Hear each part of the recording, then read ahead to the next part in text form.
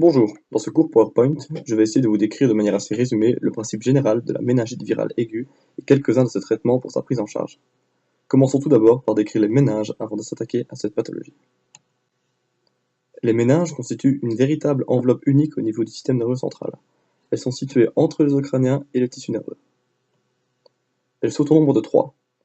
Tout d'abord, la dure mère, la plus externe, fibreuse et résistante, constituée de 2 feuillets, un périostée externe au contact de l'os et un ménager interne au contact de l'arachnoïde.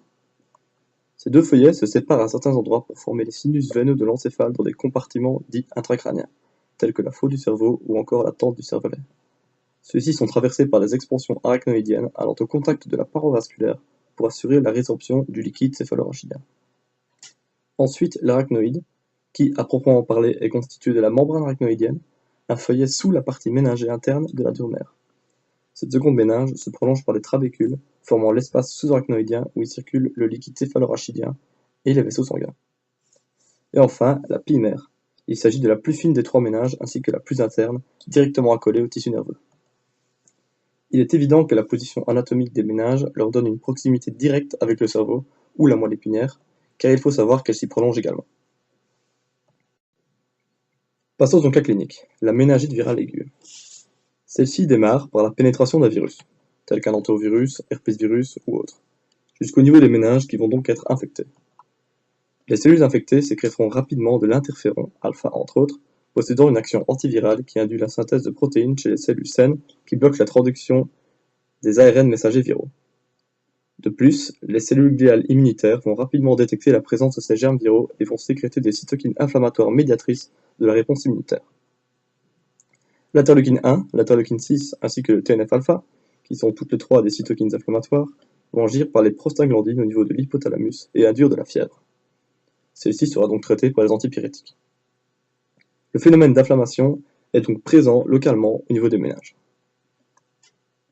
Il y aura invasion lymphocytaire TCD8+, responsable de l'immunité cellulaire dans le liquide céphalorachidien.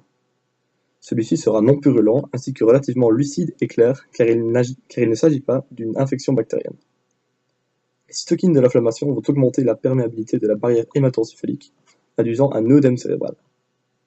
L'œdème est particulièrement dangereux car la voie crânienne étant inextensible, la pression dans celle-ci monte rapidement et causera en conséquence des céphalées cliniques intenses traitées par antalgiques.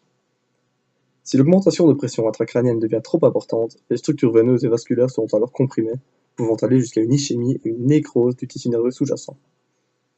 La nécrose neuronale se traduira sémiologiquement par des pertes des fonctions cognitives des régions atteintes.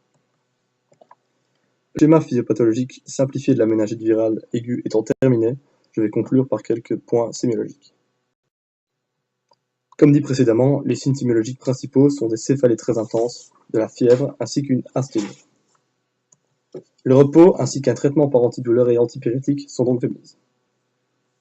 Ceux-ci ciblent les symptômes plutôt que l'infection virale, car prise rapidement en charge, ce type de méningite amène rarement aux lésions cérébrales irréversibles déjà décrites précédemment. Le liquide céphalorachidien qui peut être prélevé par ponction lobaire se révélera clair et non purulent. D'autres signes cliniques caractéristiques de cette pathologie sont une raideur nucale, le signe de Kernig qui se traduit par une diminution de l'élévation des membres inférieurs, et enfin le signe de la nuque de Brudzinski qui est une flexion involontaire des membres inférieurs à la flexion forcée de la nuque déjà enraidie. Merci de m'avoir écouté.